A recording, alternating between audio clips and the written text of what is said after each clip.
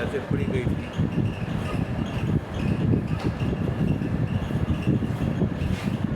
ان میں سے دوسری آیت میں اللہ تبارک و تعالیٰ نے قانون نجات بیان کیا اور قانون نجات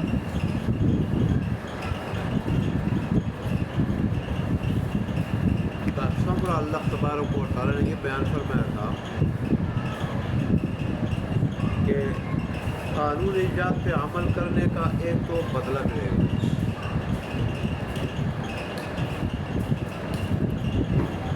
قانون نجات پہ عمل کرنے کا جو اللہ نے اجر مقرر کیا ہے وہ اجر ملے گا، اس کا صلہ ملے گا، بدلہ ملے گا. اس پہ رب کی طرف سے انعام ملے گا. اور دوسرا یہ ہے کہ جو بھی قانون نجات پہ عمل کرے گا تو اس پہ نہ کوئی خوف ہوگا نہ وہ غمگین ہوگا. یہ تو آخرت میں اس کا صلہ ہے کہ ہمیشہ ہمیشہ کے لیے، جیسے وہاں موت نہیں ہوگی، ہمیشہ ہمیشہ کی زندگی ہوگی. بیماری نہیں ہوگی، ہمیشہ ہمیشہ کی صحت ہوگی. بڑھاپا نہیں ہوگا، ہمیشہ ہمیشہ کی جوانی ہوگی. تو ایسے ہی وہاں پہ لوگ نہ غمگین ہوں گے اور نہ ان پہ خوش ہوں گے. یہ قانون نجات پہ عمل کرنا یہ اتنا بڑا نیک عمل ہے کہ اللہ اس کے صلے میں دائمی طور پہ نہ ختم ہونے والی زندگی میں اللہ جہاں بے شمار اجر و ثواب عطا کرے گا، وہاں ایسے لوگوں کے اوپر خوف بھی نہیں ہوگا.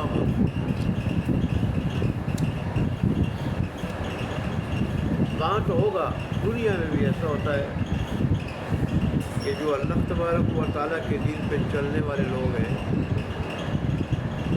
ایسے لوگوں کو اللہ تبارک و تعالیٰ پریشانیوں سے بچاتا ہے،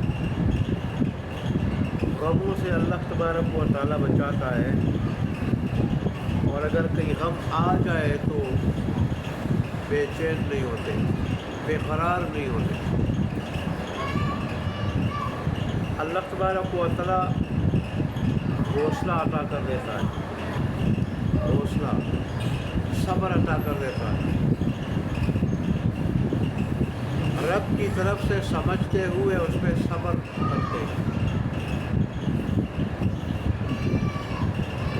ورنہ گناہگار لوگ، دنیادار لوگوں پہ جب مصیبتیں آتی ہیں بڑے بے چین ہو جاتے ہیں، بڑے بے قرار ہو جاتے ہیں. ایسے بے قرار ہو جاتے ہیں کہ اپنے آپ کو مارتے پیٹتے بس خودکشی تک کر لیتے ہیں،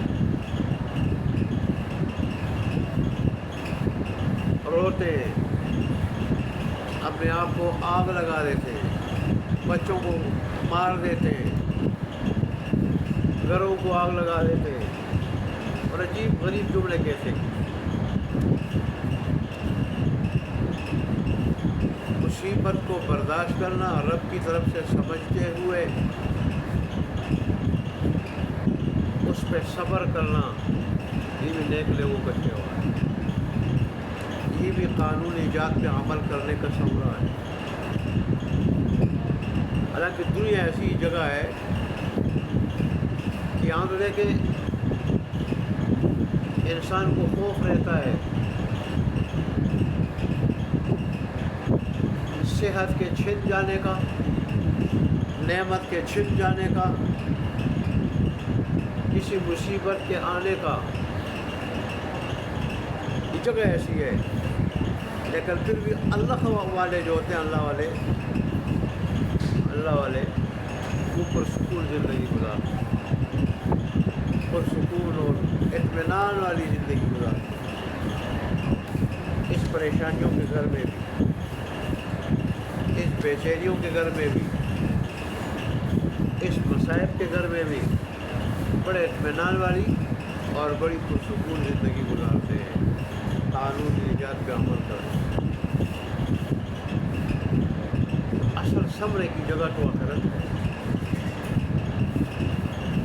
صلے کی جگہ آخرت ہے، مکمل انصاف ملنے کی جگہ آخرت ہے۔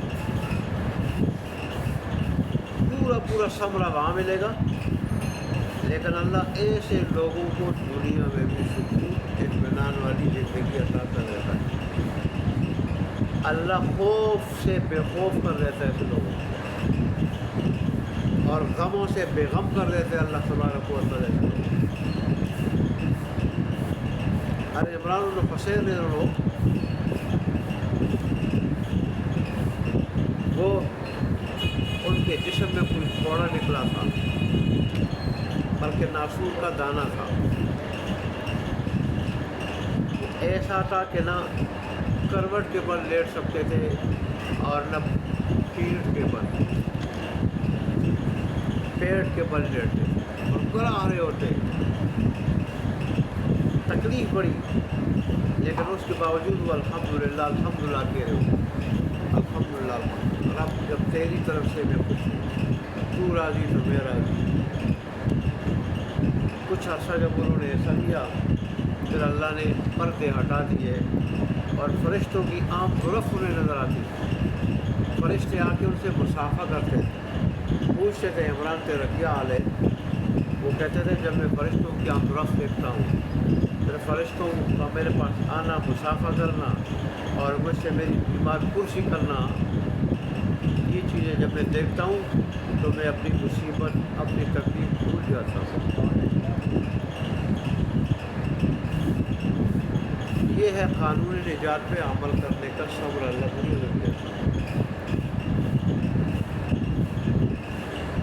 دیکھیں ہم بھی بہت سارے وظیفے پڑھتے ہیں، صورتیں پڑھتے ہیں، لیکن ہمیں ان صورتوں کا وہ صبر نہیں ملتا، وہ تاثیر نہیں ملتی جو اللہ والوں کو ملتی۔ میں نے شاہ عبدالعزیز محمد دینی رحمۃ اللہ کا واقعہ نہیں سنا، کسی پادری نے کہا تھا کہ ہمارے گرجے تو 400 سال چلتے ہیں، آپ کی مسجدیں 50 سال سے زیادہ جو ہے نا وہ نہیں چلتی، وہ سیدھا ہو جاتی ہے، تو اس کی وجہ کیا ہے؟ تم کہتے ہو ہمارا دین حق ہے، قرآن حق ہے، چاہیے تو یہ تھا قرآن جب پر حق ہے جہاں یہ پڑھا جائے وہ جگہ زیادہ ٹکتی، زیادہ رہتی۔ شاہ عبدالعزیز نے فرمایا کہ اس کا زبانی جواب دوں یا مشاہدہ کرا دوں؟ پادری کا مشاہدہ کرا دو۔ اس نے کہا چلو تیرے گرجے کے پاس جاتے ہیں۔ گرجے کے پاس جب گئے تو گرجے کی ایک دیوار کی طرف اشارہ کیا اور یہ آیت پڑھی، لو انزلنا هذا القرآن على جبل لرأيته خاشعا متصدعا من خشية الله، کہ اگر قرآن ہم پہاڑ پہ نازل کرتے تو پہاڑ بھی ریزہ ریزہ ہو جاتے اللہ کے ڈر سے، اللہ کے خوف سے۔ یہ تو ایسی بھاری چیز ہے، پاور والی چیز ہے، پہاڑ بھی ریزہ ریزہ ہو جاتے۔ یہ آیت پڑھی اور دیوار کی طرف اشارہ کیا انگلی سے، تو دیوار پاشا پاش ہو کے ریزہ ریزہ ہو کے گر پڑی۔ اور پھر جب یہی آیات پڑھی اور گرجے کے کھڑکی کے شیشے کی طرف اشارہ کیا تو وہ شیشہ بھی ٹکڑے ٹکڑے ہو کے گر پڑا۔ پھر جب گرجے کی طرف انگلی اٹھائی اور پادری سے پوچھا آپ بتانا گرجے کو بھی گرا دوں؟ وہ پاؤں میں پڑ گیا، اس نے کہا خدا کے لیے گرجے کو نہ کرے۔ کہتے ہیں یہ تو ہماری مسجدوں کی طاقت ہے کہ وہ پھر بھی 50 سال جو ہے نا وہ کھڑی رہتی ہے،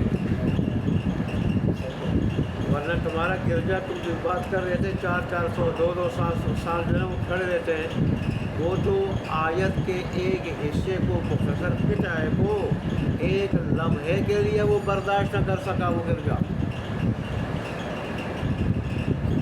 دیوار اس کی وجہ سے گری، شیشہ اس کی وجہ سے پاش ہو کے ٹکڑے ٹکڑے ہو کے گر پڑا۔ اور پھر جب میں گرجے کی طرف اشارہ کرنے لگے عمارت کی طرف تو آپ پاؤں پڑ گئے۔ یہ قرآن کا پاور ہے، قرآن کی طاقت ہے۔ یہ تو ہماری مسجدیں ہیں، کہ جو اس قرآن کی برکت سے جو ہے اتنے سال جو ہے ٹکی رہتے ہیں۔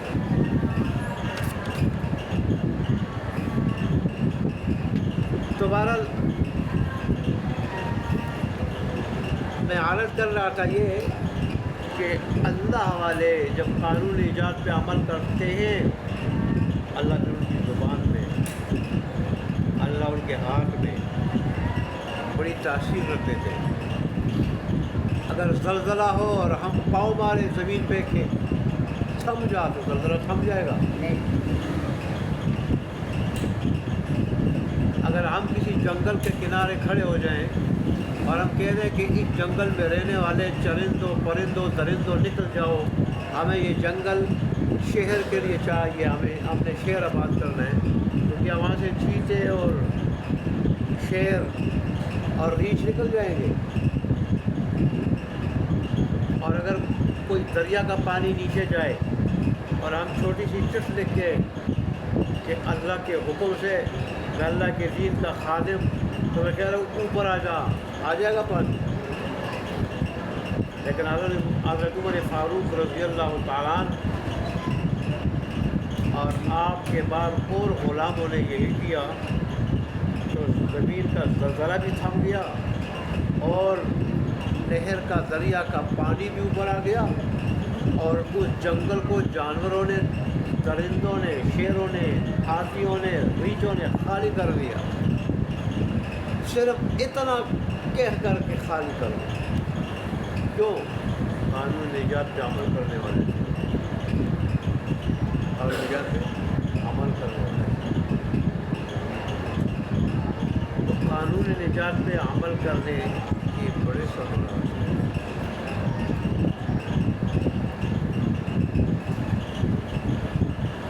ایک بزرگ کے اللہ والے کے گھر پہ بڑے جادوگر پائے کہ جادو کرنا چاہ رہے تھے، لیکن اس میں کامیاب نہیں ہو رہے تھے۔ آخر جن کے لیے وہ جادوگر کر رہے تھے، ان لوگوں نے پوچھا جا کے کہ پیسے بھی ہم دے رہے ہیں، اور جادوگروں نے پیسے واپس دے دیا، بھائی ہمارے بس کی بات نہیں۔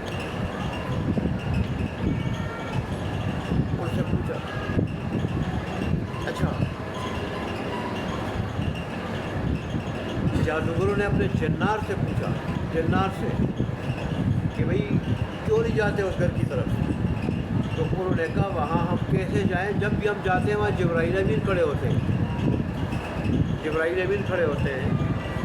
تو جنات تو ویسے بھی فرشتوں سے ڈرتے ہیں، پھر جبرائیل امین تو بڑی طاقت والے، سرکشوں کو ہلاک کرنے والے، عذاب دینے والے، جبرائیل امین کھڑے ہوتے ہیں۔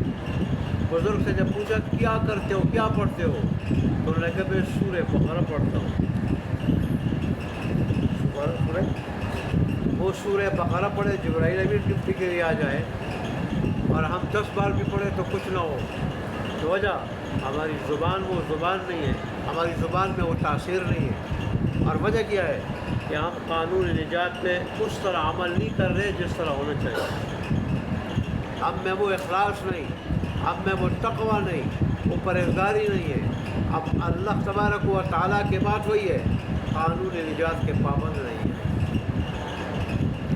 قانون نجات کیا ہے کہ اللہ تبارک و تعالیٰ کے ہر حکم کے آگے اپنے آپ کو جھکا دے انسان، کہ میں نے اپنی مرضی سے نہیں، میں نے رحمان کی مرضی سے رہنا، میں نے من چاہی نہیں گزاری زندگی، رب چاہی زندگی گزاروں۔ اور جب بندہ یہ فیصلہ کر لے، اس قابل ہو جائے کہ من چاہی گزارنی ہے، رب چاہی گزارنی ہے، رب چاہی من چاہی نہیں گزارنی، اس کے لیے تیار ہو جائے، تو پھر اللہ تبارک و تعالیٰ بھی کائنات اس کی کر دیتا ہے، تابع کر دیتا ہے کائنات۔ پانی کو حکم دیتا ہے تو پانی جو ہے نا وہ بھی تعبیر کرتا ہے، اور وہ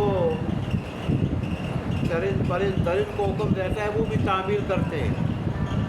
اگر زمین کو حکم دیتا ہے تو زمین بھی جو ہو جاتی ہے وہ بھی تعبیر کرتی ہے۔ اور ایسے لوگ بے خوف ہوتے ہیں، بے خوف ہوتے ہیں، ایسے لوگ بے غم ہوتے ہیں۔ الذین آمنوا وتطمئن قلوبهم بذکر اللہ، یہ اللہ نے کامل ایمان والوں کی نشانی بتائی کہ وہ لوگ جو کامل ایمان لا چکے ہیں۔ کامل ایمان کیا ہے؟ کہ اللہ تبارک و تعالیٰ کے ہر حکم اور بات کو دل سے سچا جانے، زبان سے اس کا اقرار بھی کرے، اور پھر اللہ تبارک و تعالیٰ کے سارے احکامات پہ اسی سچائی کے ساتھ عمل بھی کرے۔ یہ ہے کمال ایمان۔ تو ایسے کامل ایمان والوں کو ان کے دلوں کو اطمینان ملتا ہے اللہ کے ذکر کرنے سے۔ پھر اللہ نے فرمایا اللہ بذکر اللہ تطمئن القلوب، اگارو اللہ کے ذکر سے ہی دلوں کو اطمینان ملتا ہے۔ اللہ ایسے لوگ دنیاوی بڑی مصیبت میں جو مبتلا ہو جائیں تو بھی اس پہ الحمدللہ کہتے ہیں کہ رب تیرا شکر ہے کہ دنیاوی مصیبت میں مبتلا ہے لیکن دینی مصیبت میں مبتلا نہیں، ہم گمراہ نہیں، ہم تیرے باغی نہیں، ہم تیرے حکم کو توڑنے والے نہیں۔ اس سے تو نے بچایا ہے جس سے آخرت برباد ہوتی ہے اور جس کا ثمرہ دنیا آخرت دونوں میں بلکہ مرنے کے بعد ہی صحیح ملتا ہے اس کا صلہ۔ شکر ہے دینی مصیبت سے بچایا ہے۔ تو یہ قانون نجات پہ عمل کرنے والوں کا صلہ۔ دنیا میں اول تو اللہ پریشانیوں سے بچاتا ہے، اور اگر پریشانیاں آ بھی جائے تو بھی ڈگمگاتے نہیں ہیں، وہ پریشان نہیں ہوتے، وہ ہمت نہیں ہارتے، وہ بے قرار نہیں ہوتے، وہ بالکل حوصلہ رکھ کے ہمت کر کے ان کا مقابلہ کرتے ہیں۔ جیسے رسول اللہ نے فرمایا کہ مومن کی تو شان ہی اور ہے، شان ہی عجیب ہے مومن کی، اس پہ مصیبت آ جائے تو صبر کرتا ہے، اور اگر راحت آ جائے تو شکر کرتا ہے۔ اور یہی تو حالت ہے حضرت انسان کی، یا راحت ہے یا مصیبت ہے۔ تو راحت میں بھی مزے کہ اللہ کا شکر ادا کرتا ہے، اور نعمتوں پہ شکر ادا کرنے کا اللہ اجر بھی دیتا ہے، اللہ تبارک و درجات بھی بلند کرتا ہے اللہ تبارک و تعالیٰ۔ چھوٹی موٹی غلطیاں ہو جائے وہ بھی اللہ کیا کر دیتے مٹا دیتا ہے، اور اللہ نعمتوں کو بڑھاتا ہے، اور اللہ دین میں، طاعات میں، نیکیوں میں ترقی دیتا ہے۔ اللہ نعمتوں میں بھی اللہ ترقی دیتا ہے، نعمتوں اور بڑھاتا ہے اللہ تبارک و تعالیٰ۔ اور اس طرح مصیبت کے وقت صبر کرنے والا اللہ کہتا ہے میں اسے اتنا خوش ہو جاتا ہوں کہ میں اس کے شامل حال ہو جاتا ہوں، میں اس کے ساتھ ہو جاتا ہوں، میری مدد اس کے ساتھ ہوتی ہے۔ یہ اتنا بڑا عمل ہے۔ رسول اللہ نے فرمایا کہ دو حالتیں ہیں، اور دونوں حالتوں میں مومن کیا ہوتا ہے؟ وہ کامیاب ہوتا ہے، راحت میں بھی اور مصیبت میں۔ تو اللہ تبارک نے فرمایا یہ چیز حضرت انسان کو قانون نجات پہ مکمل عمل کرنے سے ملتی ہے کہ وہ پھر دنیا میں بھی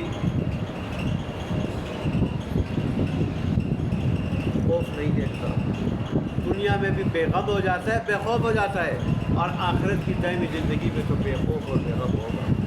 لیکن اس کے لیے کیا ہے؟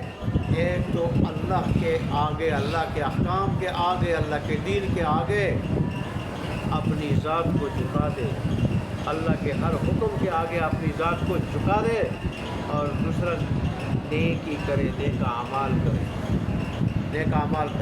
اللہ کے احکامات کے اوپر عمل کرے، تو پھر اس کا ثمرہ دنیا آخرت دونوں میں اس طرح ملتا ہے، وہاں بھی بے غم بے خوف، یہاں بھی بے غم بے خوف۔ اللہ ہمیں یہ ثمرہ نصیب فرمائے۔ وآخر دعوانا الحمد